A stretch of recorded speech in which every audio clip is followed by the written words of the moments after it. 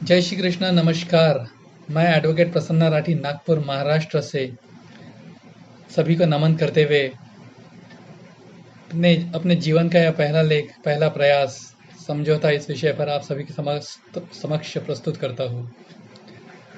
जिंदगी मेरी मस्त थी, सेहत तंदुरुस्त थी, रिटायरमेंट की बरसात हो चुकी थी, इसलिए मेरी जीवन शैली थोड़ी सुस्त थी। हाथ में चाय, रोज घूमने जाए, आराम फरमाए, पर यह कमबख्त जीवन को मेरे चैन नहीं।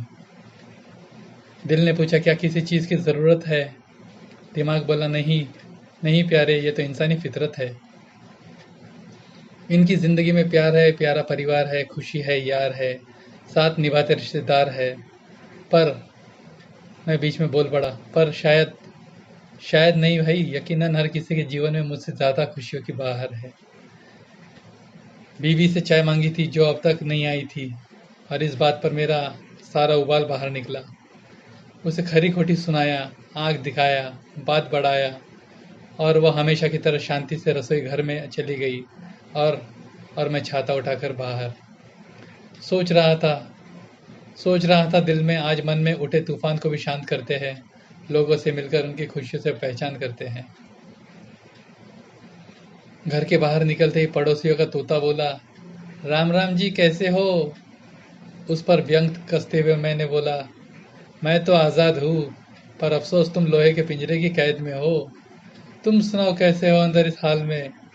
चुप क्यों हो? मेरे सवालों से निशब्द हो? कोई बात नहीं, अपनी अपनी किस्मत है। चलो मैं ज़रा सैर कर आता हूँ। उस पर हंसते हुए मैं आगे बढ़ने को था कि तभी उस तोते को धीमे धीमे मुस्कुराते हुए पाया। वो कहने लगा वो कहने लगा मुझसे, अंकल, माना मैं कैद में हूँ पर खुश हूँ। तुम तो आज़ाद होकर भी बेचैन नजर आ रहे हो।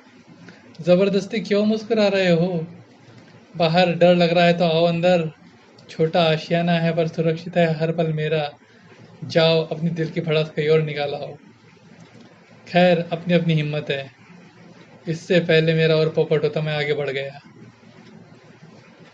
मिट्टू की हिम्मत की दाद देते हुए जब मैं एक चौराहे पर आया तो एक भिखारी को बैठा पाया। मैं उसे दया की नज़र से देख ही रहा था, तभी वह मुझे देख बड़ी उम्मीद से मुस्कुराते हुए बोला, बाबूजी, बाबूजी, बच्चों के नाम पर 5 रुपए दे दो। मैंने उसकी मांग ठुकराते हुए बहाना बनाते हुए कहा, मेरे पास छुट्टा नहीं है, फिर कभी दे दूंगा। वह मुझे बोला, कोई बात नहीं बाबूजी। अचानक भूख से बिलखता रोता हुआ एक बच्चा आया और सबसे कहने लगा, भूख लगी है, भूख लगी है। मेरी तरह सभी ने अपनी नजरें घुमा ली थी, सिवाय उस भिखारी के। यह क्या? उस भिखारी ने अपने कटोरे में से चंद सिक्के उस भूखे बच्चे को दान देकर सामने वड़ा पाव वाले को इशारा कर बच्चे को भेज दिया। फिर उस बालक को जोर से कहा, कम है पर खुश हम है। उसके इन कर्मों को देख दिल विचार करने लगा, इस भिखारी के बदन पर न कपड़ा है, न खाने को रोटी है, न रहने को मकान है, फिर भी चेहरे पर मुस्कान है, बुलंद अरमान है। यह जो उसके पास है उसमें खुश है। क्या यह मुझसे भी ज़्यादा महान है? क्या कहा क्या कहकर बुलाया इसे, भिखारी या दयावान? उसके इस फैसले को देख मैंने उससे भीख नहीं, पूरी दक्षिणा कहकर 50 रुपए दे दिए। तभी एक बड़ी चमचमाती कार से उतरकर ड्राइवर नीचे आया। मेरे बगल में फल वाले से भाव पूछकर अपने मालिक से कुछ आदान प्रदान कराया।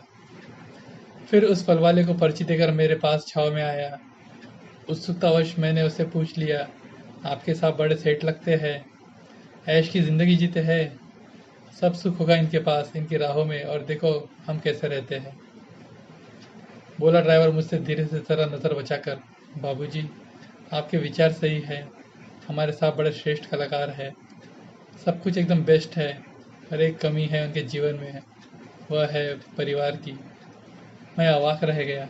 ड्राइवर आगे बोला, हमारे साहब थोड़ा गर्म स्वभाव के हुआ करते थे, और इस गर्मा गर्मी में एक रोज़ कुछ बड़ी बिगड़े अल्फाज अपने घर वालों को बोल गए और वे लोग अलग हो गए।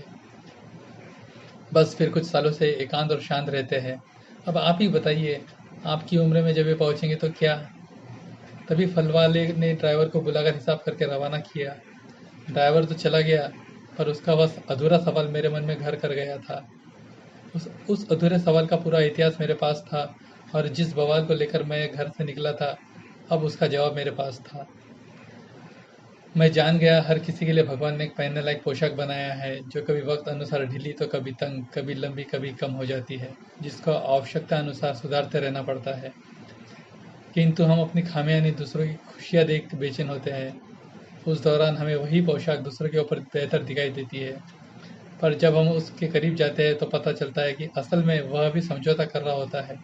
जी हाँ, समझौता कर रहा होता है ज़िंदगी की पोशाक से, होशियारी से, समझदारी से। तुरंत मेरे कदम खुद ब खुद घर लौटने लगे। घर पहुंचते ही बीवी बोली, कहाँ चले गए थे आप? चाय रखी रखी ठंडी हो गई, मैं फिर गर्म करके लाती हूँ। मैं झट से उसके हाथ से वह चाय लेकर 2 घूंट में पी गया। अचंभित, थोड़ी आश्चर्यचकित बीवी बोली, जी ये क्या? थोड़ा रुक जाते तो चाय गर्म करके ले आती। मैंने मुस्कुरा कर बस इतना कहा, भगवान, तुम नहीं समझोगी, तुम नहीं समझोगी। बहुत बहुत धन्यवाद, बहुत बहुत आभार मेरा एक प्रयास सुनने के लिए। पहला प्रयास। मैं एडवोकेट प्रसन्ना रेड्डी, नागपुर महाराष्ट्र से।